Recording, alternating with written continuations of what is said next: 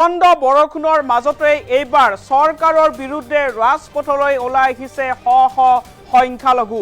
তাপবিদ্যুৎ প্ৰকল্পৰ বাবে ভূমি অধিগ্ৰহণৰ বিৰোধিতাৰে এইবাৰ সংখ্যালঘু ৰাইজ ৰাজপথলৈ ওলাই আহিছে।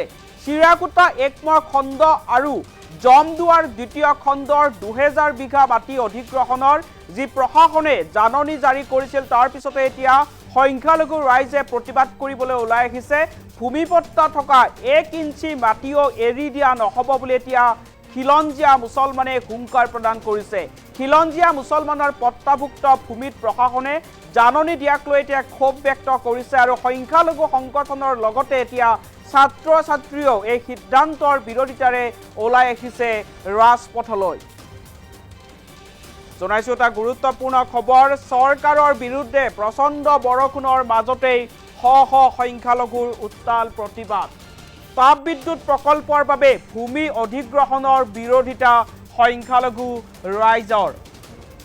চিৰাকুটা একমৰ খণ্ড আৰু জমদুৱাৰ দ্বিতীয় খণ্ডৰ 2000 বিঘা মাটি অধিগ্ৰহণৰ জাননীৰ পিছতেই প্ৰতিবাদ। ভূমিপট্টা থকা 1 ইঞ্চি মাটিও এৰি দিয়া নহ'ব বুলি এতিয়া মুছলমানে হুংকাৰ প্ৰদান কৰিছে। খিলঞ্জীয়া মুছলমানৰ পট্টাভুক্ত ভূমিত প্ৰশাসনে জাননী দিয়াক লৈ ক্ষোভ। সংখ্যালঘু সংগঠনৰ লগতে এতিয়া ছাত্ৰ ছাত্ৰীও ওলাই আহিছে ৰাজপথলৈ। চাপৰ ৰাজচক্ৰৰ চক্ৰ বিষয়াৰ বিৰুদ্ধেও টকা লোৱাৰ গুৰুতৰ অভিযোগ। মুখ্যমন্ত্ৰী ডক্টৰ হিমন্ত বিশ্ব শৰ্মাক এই বিষয় সন্দৰ্ভত এতিয়া তদন্তৰ দাবী অসম গৰিয়ামৰীয়া দেশী জাতীয় পৰিষদৰ। শীঘ্ৰেই ভূমি অধিগ্ৰহণৰ সিদ্ধান্ত বাতিল নকৰিলে ভয়াৱহ আন্দোলনৰ হুংকাৰ। বিলাসীপাৰাত আদানী গ্ৰুপক মাটি নিদিয়াৰ সিদ্ধান্তৰে উত্তাল প্ৰতিবাদ সাব্যস্ত কৰা হৈছে। আৰু জনাইছো এটা গুৰুত্বপূৰ্ণ খবৰ, চৰকাৰৰ বিৰুদ্ধে এতিয়া প্ৰচণ্ড বৰষুণৰ মাজতো সংখ্যালঘু ৰাইজ ওলাই আহিছে। শ শ সংখ্যালঘু ৰাইজে এতিয়া তাপবিদ্যুৎ প্ৰকল্পৰ বাবে ভূমি অধিগ্ৰহণৰ বিৰোধিতাৰে ৰাজপথলৈ ওলাই আহিছে। চিৰাকুটা একমৰ খণ্ড আৰু জমদুৱাৰ দ্বিতীয় খণ্ডৰ 2000 বিঘা মাটি অধিগ্ৰহণৰ বিৰোধিতা কৰি এতিয়া সংখ্যালঘু ৰাইজ ওলাই আহিছে। সমান্তৰালভাৱে ওলাই আহিছে ছাত্ৰ ছাত্ৰীসকল। কোনোপধ্যেই ভূমিপট্টা থকা মাটি আদানী গ্ৰুপক গতাই দিয়া নহ'ব বুলি এতিয়া সংখ্যালঘু সংগঠনে হুংকাৰ প্ৰদান কৰিছে। সমান্তৰালভাৱে এতিয়া প্ৰতিবাদ সাব্যস্ত কৰিবলৈ ছাত্ৰ ছাত্ৰীসকলে ওলাই আহিছে ৰাজপথলৈ। চাপৰ ৰাজচক্ৰৰ চক্ৰ বিষয়াৰ বিৰুদ্ধে এতিয়া টকা লোৱাৰ গুৰুতৰ অভিযোগ উত্থাপন হৈছে আৰু সমগ্ৰ বিষয়টো এতিয়া মুখ্যমন্ত্ৰী হিমন্ত বিশ্ব শৰ্মাক তদন্ত কৰিবলৈ আহ্বান জনাইছে সংখ্যালঘু সংগঠনে। শীঘ্ৰেই ভূমি অধিগ্ৰহণৰ যি সিদ্ধান্ত, এই সিদ্ধান্ত বাতিল নকৰিলে ভয়াৱহ আন্দোলনৰো এতিয়া হুংকাৰ প্ৰদান কৰিছে শ শ মুছলমানে। বিলাসীপাৰাত আদানী গ্ৰুপক মাটি দিয়াৰ সিদ্ধান্তৰ বিৰোধিতা কৰিছে এতিয়া খিলঞ্জীয়া মুছলমানে আৰু এই সিদ্ধান্তৰ বিৰুদ্ধে এতিয়া ৰাজপথলৈ ওলাই আহিছে শ শ সংখ্যালঘু ৰাইজৰ লগতে ছাত্ৰ ছাত্ৰীসকলে এতিয়া ৰাজপথলৈ ওলাই আহিছে আৰু কোনোপধ্যেই ভূমিপট্টা থকা মাটি 1 ইঞ্চিও আদানী গ্ৰুপক দিয়া নহ'ব বুলি এতিয়া হুংকাৰ প্ৰদান কৰিছে। এই সন্দৰ্ভত মন্তব্য আছে, মন্তব্য আগবঢ়াইছোঁ।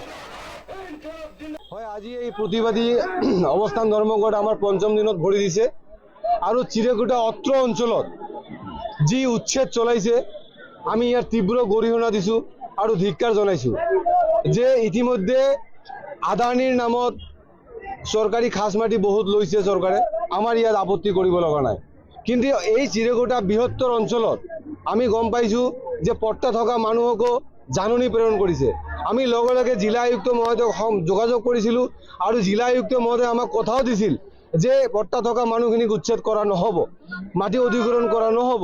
কিন্তু লগে লগে মানুহজনৰ একচুৱেলি জিলা আয়ুক্ত মহোদয়ে কেইদিনমান পিছত আকৌ নিজৰ সুৰ সলনি কৰিছে আৰু দ্বিতীয়খন জাননী প্ৰেৰণ কৰিছে। গতিকে আমি বিচাৰিছোঁ যে খাজ মাটি আমাৰ ইতিমধ্যে আমাৰ খেতি পথাৰ লৈছে, ইতিমধ্যে আমাৰ বাৰী লৈছে, ইতিমধ্যে আমাৰ সব মাটি ঘাটি ৰেলৱে লাইন প্লাছ 4 লাইন সবেই লৈছে। কিন্তু আমি চৰকাৰৰ ওচৰত দাবী জনাইছোঁ যে আমাৰ অকল বাৰী ভিটাটো আমাক এৰি দিয়ক, অকল বাৰী ভিটাটো বিচাৰিছোঁ। আৰু জিলা আয়ুক্ত মহোদয়ে কথা দিও তেওঁৰ কথা ৰক্ষা কৰিব পৰা নাই। গতিকে আমাৰ আন্দোলন প্ৰতিবাদ চলি থাকিব, আমি গণতান্ত্ৰিকভাৱে আন্দোলন কৰিম। আমি কৈছোঁ যে আমাৰ পট্টা থকা মানুহখিনি মাটিখিনি আমাক ৰেহাই দিয়ক। আৰু বিশেষকৈ মই এটা কথা ক'ব বিচাৰিছোঁ যে চাপৰ যিজন চাৰ্কেল অফিচাৰ চক্ৰ বিষয়া, এই চক্ৰ বিষয়াজনে কি কৰিছে, এই অঞ্চলত ত্ৰাসৰ সৃষ্টি কৰিছে। আৰু তেওঁ দালালৰ হতুৱাই অভিযোগ পোৱা মতে লাখ লাখ টকা তেওঁ কালেকশ্যন কৰি আছে। আৰু মই নাজানো যে জিলা আয়ুক্ত মহোদয় ইয়াত জড়িত আছে নে নাই, কিন্তু চাপৰ চাৰ্কেল অফিচাৰজনে ইয়াত ত্ৰাসৰ সৃষ্টি কৰিছে। আৰু মানুহখিনিক চবতকৈ ডাঙৰ কথা হৈছে কি, যিকেইজন পট্টাভুক্ত মানুহ আছে তেওঁক ইচ্ছা কৰিলে জিলা আয়ুক্ত মহোদয়ে ৰেহাই দিব পাৰিলে হয়। কাৰণ মানুহখিনিৰ ঘৰ একদম ছাইডত, মাজত থাকিলে বেলেগ কথা আছিল, কিন্তু মানুহখিনিৰ ঘৰ একচুৱেলি ছাইডত। গতিকে এই মানুহখিনিক ৰেহাই দিব পাৰিলে হয়। গতিকে এই ক্ষেত্ৰত মই ভাবোঁ যে চাপৰ চাৰ্কেল অফিচাৰ এজনে মানে ইয়াত ত্ৰাসৰ সৃষ্টি কৰিছে। আৰু তেওঁ মনে সজা যিকোনো কাম কৰি আছে। তেওঁৰ অফিচত, চাপৰ চাৰ্কেল অফিচখনত কোনো ধৰণৰ আইন মানি চলা হোৱা নাই। তেওঁ ইতিমধ্যে বৃহৎ সংখ্যক মানুহৰ পৰা টকা লৈছে। এই এজন মানুহক কৈছে যে তোৰ মাটি গৈছে, মই তোক ভাল মাটি দিম, গতিকে তুমি মোক 5 লাখ টকা দিব লাগিব। কোনোবাক কৈছে তোৰ ঘৰটো পৰিছে, তোৰ ঘৰটো মই বচাই দিম, মোক টকা দিব লাগিব। গতিকে এনেকৈ এই চাপৰ চাৰ্কেল অফিচাৰজন ইয়াত ত্ৰাসৰ সৃষ্টি কৰিছে। হয়, আজি এই প্ৰতিবাদী অৱস্থান ধৰ্মঘট আমাৰ 5ম দিনত ভৰি দিছে। আৰু চিৰেকুটা অত্ৰ অঞ্চলত যি উচ্ছেদ চলাইছে, আমি ইয়াৰ তীব্ৰ গৰিহণা দিছোঁ আৰু ধিক্কাৰ জনাইছোঁ। যে ইতিমধ্যে আদানীৰ নামত চৰকাৰী খাজ মাটি বহুত লৈছে চৰকাৰে, আমাৰ ইয়াত আপত্তি কৰিব লগা নাই। কিন্তু এই চিৰেকুটা বৃহত্তৰ অঞ্চলত আমি গম পাইছোঁ যে পট্টা থকা মানুহকো জাননী প্ৰেৰণ কৰিছে। আমি লগে লগে জিলা আয়ুক্ত মহোদয়ক যোগাযোগ কৰিছিলোঁ, আৰু জিলা আয়ুক্ত মহোদয়ে আমাক কথাও দিছিল যে পট্টা থকা মানুহখিনিক উচ্ছেদ কৰা নহ'ব, মাটি অধিগ্ৰহণ কৰা নহ'ব। কিন্তু লগে লগে মানুহজনৰ একচুৱেলি জিলা আয়ুক্ত মহোদয়ে কেইদিনমান পিছত আকৌ নিজৰ সুৰ সলনি কৰিছে আৰু দ্বিতীয়খন জাননী প্ৰেৰণ কৰিছে।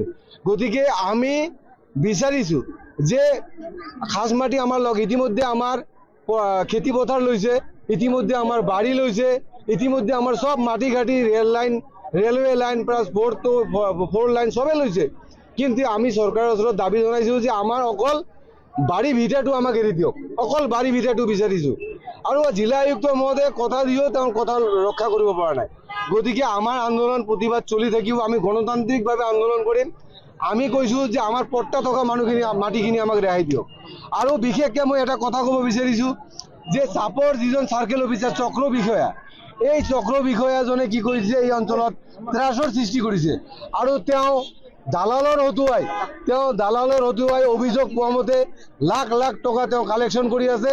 আৰু মই নাজানো যে জিলা আয়ুক্ত মহোদয় ইয়াত জড়িত আছে নে নাই, কিন্তু চাপৰ চাৰ্কেল অফিচাৰজনে ইয়াত ত্ৰাসৰ সৃষ্টি কৰিছে। আৰু মানুহখিনিক চবতকৈ ডাঙৰ কথা হৈছে কি, যিকেইজন পট্টাভুক্ত মানুহ আছে তেওঁক ইচ্ছা কৰিলে জিলা আয়ুক্ত মহোদয়ে ৰেহাই দিব পাৰিলে হয়। কাৰণ মানুহখিনিৰ ঘৰ একদম